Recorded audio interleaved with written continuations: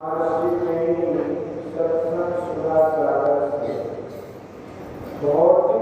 चीजों से आत्मा को भिन्न करो शीर्षक का सिद्धांत। रामचरितमानस में लिखा है कि व्यापक व्यापक अखंड अनंता अखिल अमोघ शक्ति भगवंता। व्याप में व्यापक है, या समझो तो व्याप और व्यापक वही है, उसका कहीं अंत नहीं है, वाणी से वर्णन होने योग्य नहीं है। प्रकृति को भरकर और कितना विशेष है कहा नहीं जा सकता, इसलिए कि वह अनंत है। राम स्वरूप तुम्हारे वचन अगोचर बुद्धि पर अभिगत अकथ अपार नेत नेत नित निगम कर। रामचरितमानस इस तरह ईश्वर का स्वरूप है। तुलसीदास जी की रामायण लोग बहुत पढ़ते हैं, इसलिए चौपाई का पाठ हुआ। कबीर साहब ने भी कहा है कि स्वरूप अखंडित व्यापी चैतन्य चैतन्य ऊंचे नीचे आगे पीछे दाएं बाएं अनन्य बढ़ाते बड़ा छोटते छोटा में ते सब लेखा। गुरु नानक साहब ने भी कहा अलख अपार अगम अगोचरी नाथ सुकाल न कर्मा जाति अजाति अजोनि संभव नाति सुभाव न भरमा। इस तरह सभी संतों ने कहा। अब विचारणीय है कि संतों ने जो कहा है उनकी बात को बिना विचारे मान लें, तो एक विचार कहता है कि हाँ मान लो, वे महान थे, पाठशाला में पढ़ने गए थे तो पंडित जी ने जैसा लिखाया पढ़ाया वैसा पढ़ा लिखा, तो पीछे ठीक ही निकला। वहाँ तब तर्क नहीं किया कि पंडित जी इसको क क्यों कहें। अध्यात्म विद्या के लिए बड़ी उम्र के लोग भी बच्चे रहते हैं। हमारे गुरु महाराज ने बहुत भजन किया था, वे बहुत वृद्ध थे। अंत समय में उनसे पूछा गया तो उन्होंने कहा कि मैं अभी सीखता हूँ। पूरी विद्या केवल पढ़ने व लिखने में नहीं है, तर्क में नहीं है, भजन अभ्यास करने से वही पूरी होती है। ईश्वर की स्थिति का ज्ञान विचार जो संतों ने दिया है वह विचार में दृढ़ है। उपनिषद में लिखा है वायुर अथय को भुवनम प्रविष्टो रूपम रूपम प्रतिरूपो बभूव एकस्तथा सर्वभूतांतरात्मा रूपम रूपम प्रतिरूपो वहिश्च। अर्थात जिस प्रकार इस लोक में प्रविष्ट हुआ वायु प्रत्येक रूप के अनुरूप हो रहा है, उसी प्रकार संपूर्ण भूतों का एक ही अंतरात्मा प्रत्येक रूप के अनुरूप हो रहा है और उससे बाहर भी है। सबसे बाहर कहकर प्रकृति पार प्रभु सबकुलवासी ब्रह्म निरीह विरज अविनाशी की छाया गोस्वामी तुलसीदास जी की चौपाई में है। अपरंपार स्वरूपी कोई एक है कि नहीं? पहले कह दें कि नहीं, अब सभी ससीम शादी हैं तो प्रश्न होगा कि सब ससीमों के पार में क्या है? जहां सीमा है उसके पार कुछ होगा ही। जब तक असीम नहीं कह दें तब तक प्रश्न रहेगा ही। एक असीम कह देने से फिर प्रश्न नहीं रहता। असीम के परे क्या है पूछना मूर्खता है। सबकी आदि वही है और वह अनादि भी है। सब उनके अंदर है, बुद्धि में भी यह बात आती है। जो विशेष व्यापक होता है वह सबसे विशेष सूक्ष्म होगा। जल, बर्फ और वाष्प की उपमा से जानिए, एक शेर बर्फ जितना व्यापक होगा उतने बर्फ जल बनाने से कहीं अधिक व्यापक होगा, और उसी का वाष्प बना लेने से और भी अधिक व्यापक होगा। बर्फ से जल सूक्ष्म है और जल से वाष्प। जो जितना अधिक सूक्ष्म होता है उसकी व्यापकता उतनी अधिक होती है। जो सबसे विशेष व्यापक है वह सबसे विशेष सूक्ष्म। जो परमात्मा सर्वव्यापी है वह सबसे विशेष सूक्ष्म है। उसको स्थूल इंद्रियों से ग्रहण नहीं कर सकते। जो वस्तु जैसी होती है उसको ग्रहण करने के लिए उस तरह का औजार होना चाहिए। हमारी इंद्रियां मोटी मोटी हैं, हमारी इंद्रियों को कौन कहे, बाहरी इंद्रियों को कौन कहे, अंतर की इंद्रियां भी उसे ग्रहण नहीं कर सकती। बुद्धि उसकी स्थिति का निर्णय कर सकती है लेकिन उसे पहचान नहीं सकती। उसको चेतन आत्मा ही प्राप्त कर सकती है, क्योंकि वह भी उसी तरह सूक्ष्म है। चेतन आत्मा से परमात्मा का प्रत्यक्ष ज्ञान होता है। इसको खूब याद रखिए, इसको खूब याद रखना चाहिए। जिस विषय के स्वरूप ज्ञान के लिए कोई पूछे तो कह दीजिए कि अमुक इंद्रिय से जिस विषय का ज्ञान होता है वह सो है, तो प्रश्न खत्म हो जाएगा। जैसे रूप क्या है, तो जो आंख से ग्रहण होता है, इसी तरह जो चेतन आत्मा से ग्रहण हो वही परमात्मा है। इस ज्ञान के बिना लोग भटकते फिरते हैं।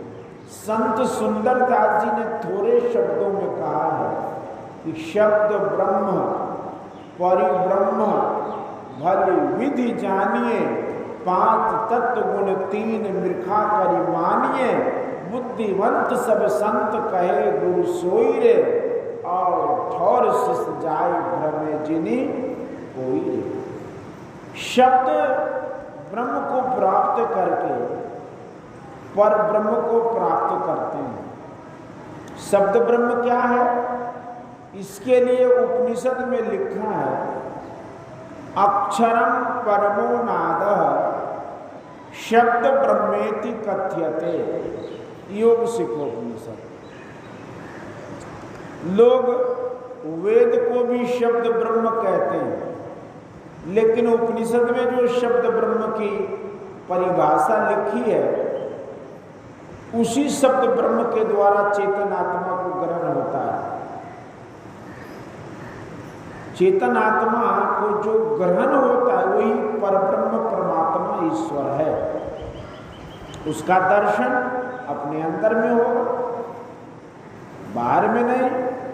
लोग पूछते हैं कि ध्रुव को, प्रहलाद को बाहर में ईश्वर दर्शन हुआ, यह क्या ईश्वर दर्शन नहीं है?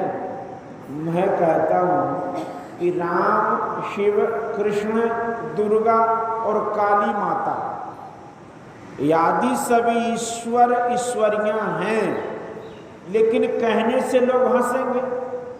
ईश्वर एक है, एक आकर कहते ईश्वर एक ही है, वह शिव है।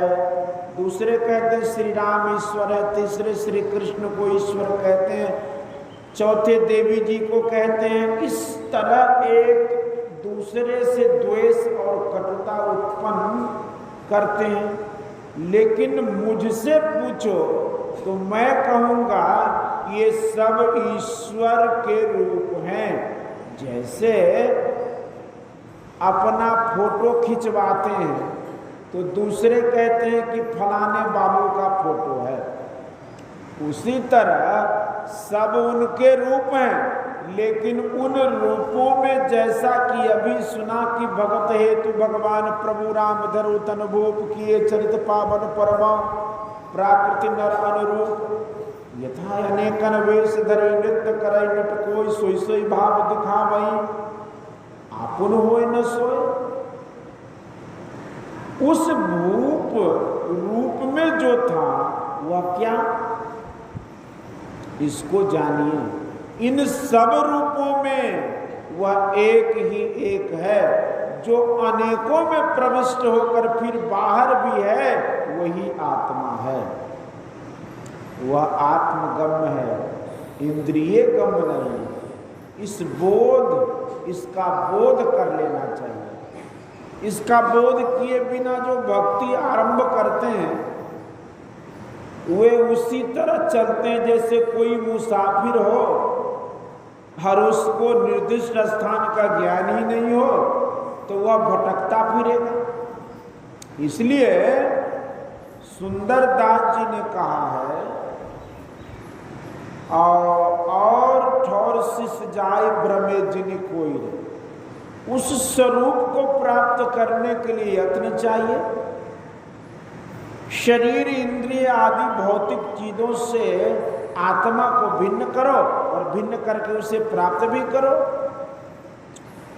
केवल विचार में ही रखना कि मैं यह नहीं हूं वह नहीं हूं, यह नहीं हो वह नहीं हूं, पूर्ण नहीं हूं, विचार में भी भिन्न करो और उसको भिन्न करने के लिए काम भी करो। काम गंभीर है, लेकिन इसको किए बिना कल्याण भी नहीं होगा। संतों ने जो साधना बताया है वह विशेष कठिन नहीं है। भक्ति हठयोग से सरल है। राजयोग से भक्ति को अलग नहीं कर सकते। राजयोग कहिए चाहे भक्ति योग एक ही बात है। राजयोग में और भक्ति योग में दोनों में मन लगाना होता है। हठ योग में नेति धौति और प्राणायाम करने में जो कठिनाई है वह राजयोग में नहीं। श्रीमद् भगवद गीता में भगवान ने कहा है खान पान में आहार विहार में परिमित रहो, संयमित रहो। रामायण में भी है संयम यह न विषय के आशा। इसको कठिन जानकर छोड़ना नहीं होगा। अभ्यास करने से सभी कठिन काम सरल होते हैं।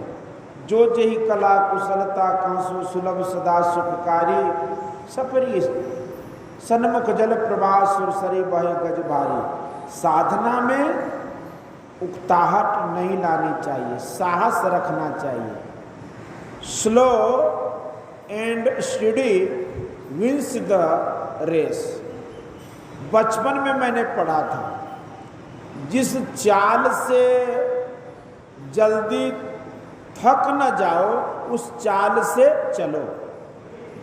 भगवान श्री कृष्ण ने तो बहुत ढाढ़स दिया।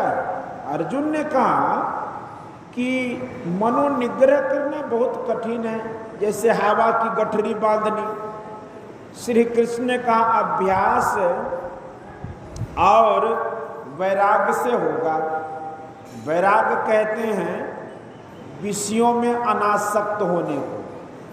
फिर अर्जुन ने पूछा कि श्रद्धा तो हो परंतु पूरा प्रयत्न अथवा संयम न होने के कारण जिसका मन योग से विचल जावे वह योग सिद्धि न पाकर किस गति को पहुंचता है। हे महाबाहु श्री कृष्ण, यह पुरुष मोहग्रस्त होकर ब्रह्म प्राप्ति के मार्ग में स्थिर न होने के कारण दोनों ओर से भ्रष्ट हो जाने पर छिन्न भिन्न बादल के समान बीच में ही नष्ट तो नहीं हो जाता। भगवान ने कहा कि क्या इस लोक में और क्या परलोक में ऐसे पुरुष का कभी विनाश नहीं होता, क्योंकि हे तात कल्याण कारक कर्म करने वाले किसी भी पुरुष की दुर्गति नहीं होती। पुण्य कर्ता पुरुषों को मिलने वाले स्वर्गादि लोकों को पाकर और बहुत वर्षों तक वहां निवास करके फिर यह योग भ्रष्ट पुरुष पवित्र श्रीमान लोगों के घर में जन्म लेता है अथवा योगियों के ही कुल में जन्म पाता है। इस प्रकार प्राप्त हुए जन्म में वह पूर्व के बुद्धि संस्कार को प्राप्त करता है और प्रयत्न पूर्वक उद्योग करते करते अनेक जन्मों के अनंतर सिद्धि पाकर अंत में उत्तम गति पा लेता है। कबीर साहब ने कहा कि भक्ति बीज बिन से नहीं जो जुग जाए अनंत, ऊंच नीच घर जन्म ले तऊ संत को संत, भक्ति बीज पलटे नहीं आए पड़े जो चोल, कंचन जो बिष्ठा पड़े घटे नेता को। भक्ति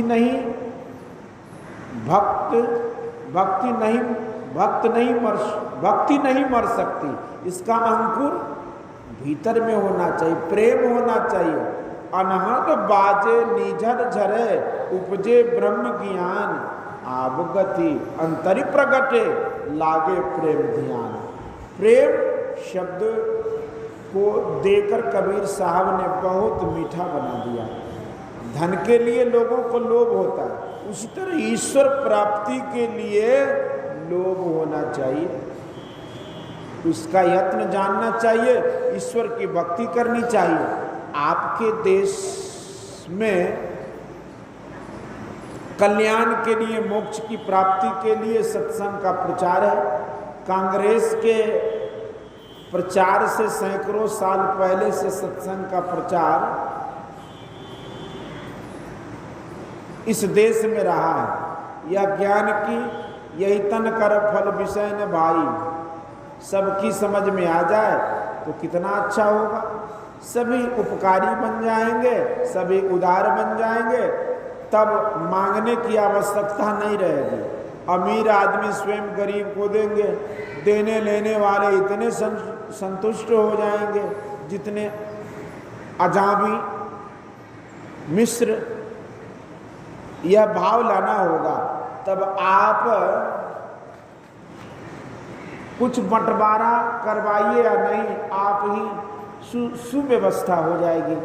एक की संपत्ति दूसरे की संपत्ति हो जाएगी, एक दूसरे से कोई द्वेष नहीं रहेगा। और श्री राम ने कहा था कि जो परलोक यहाँ सुख चाओ, सुनि मम वचन हृदय दृढ़ गाओ, सुलभ सुखद मार्ग यही भाई, भक्ति मोर पुराण श्रुति गाई, यही तन कर फल विषय न भाई, स्वर्ग स्वल्प अंत दुखदाई। विषय नहीं तो निर्विषय की ओर श्री राम चलने के लिए कहते हैं। श्री गुरु महाराज जी की आज्ञा के अनुसार मैं भी कहता हूँ कि ईश्वर का भजन करो। ईश्वर उपासना छोड़कर जो केवल भौतिकवाद की उपासना करेंगे तो वे झंझट से नहीं छूटेंगे। इसलिए ईश्वर का भजन कीजिए, कल्याण से रहिए। बोलिए श्री सद्गुरु महाराज की जय। यह प्रवचन संथाल परगना जिला अंतर्गत वार्षिक महावेशन के अवसर पर